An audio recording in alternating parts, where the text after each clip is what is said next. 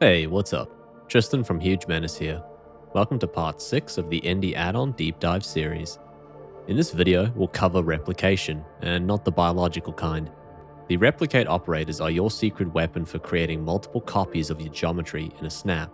With these, you can avoid the tedious manual copy and paste and quickly adjust the resulting pattern or layout to your liking. Let's get started.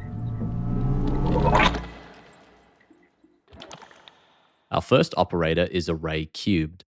Imagine using Blender's array modifier to replicate your object along a single axis. It's a bit limiting, right? You can stack multiple array modifiers in succession, but that's a lot of work. That's where array cubed comes in. Let's take your regular old cube to demonstrate and select array cubed from the replicate submenu. The first parameter we can adjust is the count. Unlike some of the operators we've covered previously in the series, the count operator here doesn't just stop at some minimum value. If we scroll up or hit the up arrow as an equivalent, the count will increase as expected. If we scroll down, the count appears to reach 1. But going beyond that, it continues increasing again, with the cubes replicated in the opposite direction. If you pay careful attention, you'll notice that the offset parameter has been negated. This is why this occurs. It's ND's way of quickly allowing you to array in a positive or negative direction without worrying about the offset. However, the offset is just a regular parameter, so you can set it to a more specific value if the default doesn't work. The following parameter, displacement, is directly tied to the offset. You have two options here, relative and constant. The relative offset is calculated based on your object's bounding box. This means that the relative offset will change if the bounding box changes. Constant, on the other hand, is simply a measurement between each replicated object's origin point. So, if you want precise placement, constant is the right choice. Let's quickly examine how the options differ when editing the object's base mesh. I'll create two copies of this arrayed object, one with relative displacement and one with constant. If we then jump into edit mode and move a few vertices around, you'll see that the array with a constant displacement keeps each object in its original position. In contrast, the array with relative displacement moves the object further or closer based on the object's resulting bounding box, or size. Let's jump back into object mode and remove the additional array. The last parameter we'll take a look at is the axis. You can cycle between the X, Y, and Z axes by hitting the A key. Each axis allows you to specify an independent count, offset, and displacement value. Using this functionality, you can create an array across a 2D plane or 3D volume. Alright, next on the list is the circular array operator. We'll once again start with a cube. With it selected, choose circular array from the replicate submenu. To better demonstrate this, I'll increase the offset so we have more room to play. The first parameter, count, is set to 2 by default, which is also its minimum value. Increasing this value will add more copies of the target object into the circular array. By default, the circular array will replicate your target object around a circle. However, by decreasing the angle, the operator will switch to arc mode, allowing you to replicate the object around a semicircle or arc of any angle. If the arc is replicating your object in the wrong direction, you can continue to decrease the angle into the negatives to wrap around to the other side. Let's go back to using a circle. By default, the axis around which the array happens is Z. You can change that by hitting the A key.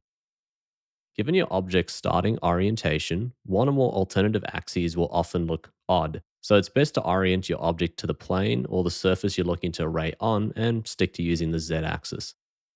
The last parameter, the displacement axis, specifies which local axis the base object will be offset along before the circular array occurs. When we began the circular array, only our target object was selected, which caused the operator to use the object's origin as the center of the resulting circle or arc. However, you can override this behavior by selecting a second object, which will then be used as the pivot point. Let's take a look. In this situation, we want to array the cube around the sphere. Start by selecting the object you want to array, then select the object you want to use as the pivot. Then run the circular array operator. As you can see, the second object has now been used as the pivot. The rest of the circular array functionality remains the same. One important thing to note about this behavior is that objects that rely on the relative position between their origin and geometry, such as procedurally generated objects, will typically break in this scenario. An example of this is Recon Poly. Let's take a look. Here we have a Recon Poly disk solidified into a cylinder. Let's jump into edit mode and grab the single vertex present. You'll quickly notice that moving it around breaks or changes the resulting geometry. The further you move the vertex from the origin, the more exaggerated the effect becomes. So, why does this matter? One of the technical implications of running a circular array is that the target's origin point needs to be at the same position as the pivot point. Given that, if we take our procedural cylinder and run a circular array around another object acting as the pivot, you'll see the same result as demonstrated a minute ago. So, what can we do here? Well, we can leverage Blender's displacement modifier to move our geometry around while keeping the relationship between the base mesh and the origin intact. However, it's a tedious operation to perform manually. So, to make things easier, Andy can take care of it for you. We've called this method the faux origin displacement. This method is available via one of the circular array's alternative modes.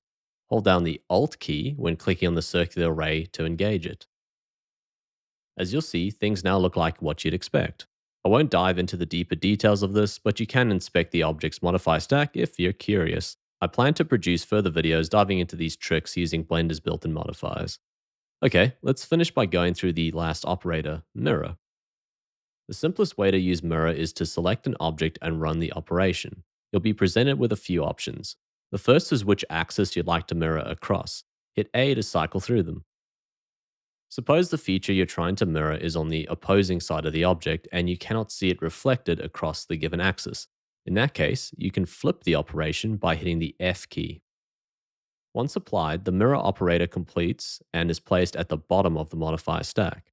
Sometimes the mirror modifier should be executed earlier, but you're applying it late. In these situations, you can hold down the Shift key to instruct ND to place it at the top of the stack. Keep in mind, Blender executes modifiers from top to bottom in the modifier stack. Let's look at this object created from an extruded, solidified, and beveled profile. Applying the mirror modifier without holding down Shift results in a slightly strange result. If we undo, and instead apply it while holding down Shift, it'll be executed earlier in the modifier stack, before the extrusion and solidification occur. Here we get the result we're expecting. Another way to use the mirror modifier is by mirroring across another object. Similar to how you can select another object to use as a pivot point when running a circular array, you can choose another object when running the mirror operator, and it will use that object as the point of reflection. Let's take a quick look at this. Here, a few cubes are on one side of a sphere. Select them, then select the sphere and run the mirror operator. As you'd expect, your selected objects will be mirrored to the other side of the target object. Now, the mirror modifier has one additional trick up its sleeve. Let's jump over to another example. In this situation, we want to mirror these disks across the inset of this other object. Without knowing about the mirror operator's final alternative mode, you may be tempted to place an object in the center of that inset and then use that as a reference to mirror over. Luckily, we considered this scenario and added in an alternative mirror mode. If we select the object we want to mirror, then select a target object and run the mirror modifier while holding down the Alt key, we enter a special mode identical to GeoLift. From here, we can select the face we'd like to use as a reference. You can, of course, choose a vertex or edge instead. Then let's hit the space key to continue. Here, Andy placed an empty object at the center of the selected geometry, then started the mirror operator with that empty chosen as the target to mirror across. All in all, the mirror modifier is quite the powerhouse of an operator, and you can achieve quite a bit with it. Alright, that's a wrap on the replicate operators. Next, we'll dive into the deform operators. I'll see you in the following video.